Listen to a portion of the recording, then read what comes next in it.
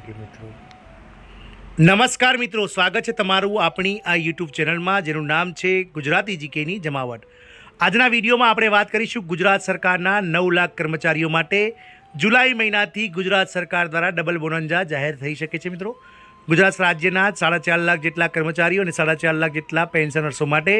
આગામી સમયમાં જુલાઈ મહિનામાં સરકાર દ્વારા બેવડી જે છે તે મિત્રો રાહત આપવામાં આવશે, એટલે કે બેવડી જે ખુશી છે તે કર્મચારીઓને આપવામાં આવશે। મિત્રો જાણીએ આજના વિડીયોમાં કે સરકાર દ્વારા કઈ કઈ બેવડી ખુશીઓ આ 9 લાખ જેટલા કર્મચારીઓને આગામી જુલાઈ મહિનાથી આપવામાં આવી શકે છે। સાથે મિત્રો એ પણ જાણીએ કે મિત્રો જે ઇન્ક્રીમેન્ટ છે, જે મિત્રો પગારનું જે ઇન્ક્રીમેન્ટ છે નોકરી જોઈન કર્યા પછી તે ક્યારે અને કયા વર્ષે ક્યારે જોઈન, કયા મહિનામાં જોઈન કર્યું હોય તો ક્યારે ઇન્ક્રીમેન્ટ મળી શકે છે કર્મચારીઓને અને કેટલું ઇન્ક્રીમેન્ટ દર વર્ષે મળે છે, સાથે જ શું હોય છે તમામ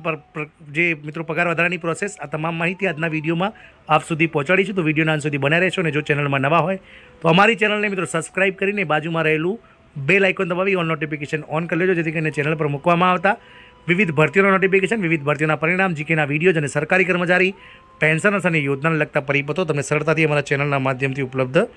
થઈ જાય। તો મિત્રો ગુજરાત સરકાર આગામી જુલાઈ મહિનામાં જે ગુજરાત સરકારના 9 લાખ જેટલા કર્મચારીઓ છે તેમને ડબલ ખુશી એટલે કે બેવડી ખુશી આપી શકે છે। આપ સૌ જાણો છો તે પ્રમાણે દર વર્ષે જુલાઈ મહિનામાં અને જાન્યુઆરી મહિનામાં એટલે કે વર્ષમાં 2 વાર કેન્દ્ર સરકાર અને રાજ્ય સરકારો મોંઘવારી ભથ્થું અને પેન્શનર્સોને મોંઘવારી રાહતમાં વધારો કરતું હોય છે। સાથે જ મિત્રો દર વર્ષે જુલાઈ મહિનામાં જે છે તે તમામ કર્મચારીઓના ઇન્ક્રીમેન્ટ જાહેર થતા હોય છે। મિત્રો આપ સૌને જણાવી દઈએ કે સરકારી કર્મચારી કે જેઓની જોઈનિંગ ડેટ 1 જાન્યુઆરીથી લઈ અને 30 જૂન સુધીની હોય છે તેવા તમામ કર્મચારીઓને મિત્રો જુલાઈ મહિનામાં જે છે તે મિત્રો તેમના પગારમાં 3% બેઝિકમાં ઇન્ક્રીમેન્ટ તરીકે વધારો આપવામાં આવે છે। ઘણા ખરા સરકારી કર્મચારીઓ અને ઘણા ખરા જે ઉમેદવારો છે તેઓ જાણતા નથી હોતા કે સરકાર પણ મિત્રો પ્રાઇવેટ નોકરીની જેમ જ દર વર્ષે પગાર વધારો કરતી હોય છે। મોંઘવારી ભથ્થું એ અલગ વસ્તુ છે। મોંઘવારી ભથ્થું દર વર્ષે વર્ષમાં 2 વાર વધે છે, જે 1 જાન્યુઆરી અને 1 જુલાઈએ વધારવામાં આવે છે દર 6 મહિને। જ્યારે ઇન્ક્રીમેન્ટ જે છે તે મિત્રો 1 જાન્યુઆરીથી લઈને 30 જૂન સુધી જોઈનિંગ કરનાર જે કર્મચારી હોય છે તેમને જુલાઈ મહિનામાં જ મળી જતું હોય છે, પરંતુ 1 જુલાઈથી લઈ અને 31 ડિસેમ્બર સુધી જે લોકો જોઈનિંગ કર્યું હોય છે તેમને નેક્સ્ટ જુલાઈમાં આ ઇન્ક્રીમેન્ટ મળતું હોય છે। એટલે કે ધારો કે કોઈ કર્મચારીની જોઈનિંગ ડેટ 15 જુલાઈ હોય છે તો તેમને મિત્રો બીજા વર્ષે એટલે કે આવતા વર્ષે 1 જુલાઈએ ઇન્ક્રીમેન્ટ મળતું હોય છે। જ્યારે કર્મચારીની જોઈનિંગ ડેટ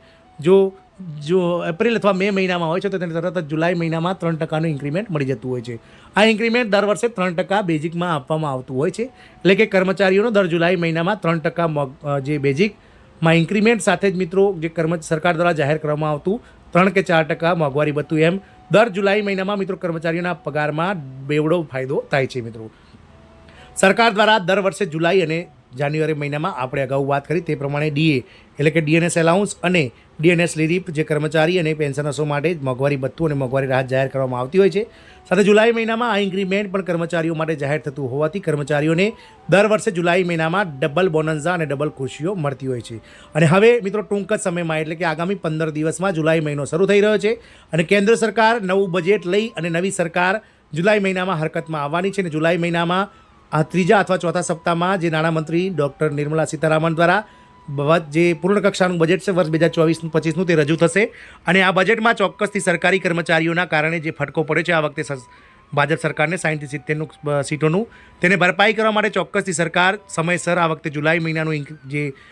ડીએનએસ એલાઉન્સ એટલે કે ડીએ છે તે મિત્રો જુલાઈ મહિનાનું ડીએ જે છે તે જુલાઈ મહિનાના અંત સુધીમાં સરકાર સરકારી કર્મચારીઓ માટે જાહેર કરી દે તો નવાઈ નહીં। મિત્રો જો સરકાર બજેટ સાથે જો મોંઘવારી ભથ્થું જાહેર કરી દેશે એટલે કે ડીએ જાહેર થશે 1 જુલાઈથી તો કર્મચારીઓને જુલાઈ મહિનાથી જ મિત્રો ઇન્ક્રીમેન્ટ 3% અને સાથે જ જાહેર થયેલું ડીએ એટલે કે મોંઘવારી ભથ્થું બંને મળતા જ સરકારી કર્મચારીઓને બેવડો ફાયદો થવાનો છે। મિત્રો રાજ્ય સરકારના કર્મચારીઓ માટે પણ સરકાર આગામી સમયમાં મિત્રો બેવડી ખુશી આપી શકે છે। સરકારી કર્મચારીઓને મિત્રો જે એમના બેઝિકમાં 3%નો જુલાઈનો ઇન્ક્રીમેન્ટ સાથે જ મિત્રો એ પણ મળી શકે છે કે મિત્રો કર્મચારીઓને જાન્યુઆરીથી બાકી 4 મહિનાનું અને સાથે જ જુલાઈ મહિનાનું એમ બંને ભેગું ઇન્ક્રીમેન્ટ રાજ્ય સરકાર દ્વારા પણ જાહેર કરી શકાય છે। મિત્રો રાજ્ય સરકાર દ્વારા 29 ફેબ્રુઆરીના રોજ 1 જુલાઈ 2023થી બાકી જે 4% મોંઘવારી ભથ્થું હતું તે વધારીને રાજ્ય સરકારના કર્મચારીઓને 42%થી 46% મોંઘવારી ભથ્થું આપવાની શરૂઆત માર્ચ મહિનાથી કરી દેવામાં આવી છે અને તેનું એરિયસ પણ મિત્રો મે જૂન અને માફ કરશો એપ્રિલ મે અને જૂનના પગારમાં ચૂકવાઈ ગયું છે। એટલે કે હવે રાજ્ય સરકાર પણ આગામી સમયમાં કેન્દ્ર સરકારના પગલે જે સરકારી કર્મચારીઓની ભાજપ સરકાર પ્રત્યેની જે નારાજગી છે તે દૂર કરવા માટે સમયસર જે છે તે મિત્રો ડીએનએસ એલાઉન્સ અને ડીએનએસ રિલીફ એટલે કે ડીએડીઆર જાહેર કરી દે તો નવાઈ નહીં. આગામી સમયમાં જુલાઈ મહિના પછી તરત જ એટલે કે ઓગસ્ટ મહિનામાં સરકાર દ્વારા રક્ષાબંધનના પવિત્ર તહેવારે, જન્માષ્ટમીના પવિત્ર તહેવારો પર ચોક્કસથી સરકારી કર્મચારીઓ માટે આ ડીએનએસ એલાઉન્સ એટલે કે ડીએ જાહેર કરી શકાય છે મિત્રો. આમ રાજ્ય સરકારના કર્મચારીઓને જુલાઈ મહિનાથી મિત્રો ડબલ બેવડી ખુશી મળવા જઈ રહી છે. તેમના બેઝિકમાં જે વર્ષનો ઇન્ક્રીમેન્ટ છે તેનો ઇજાફો સાથે જ મિત્રો ડીએનએસ એલાઉન્સ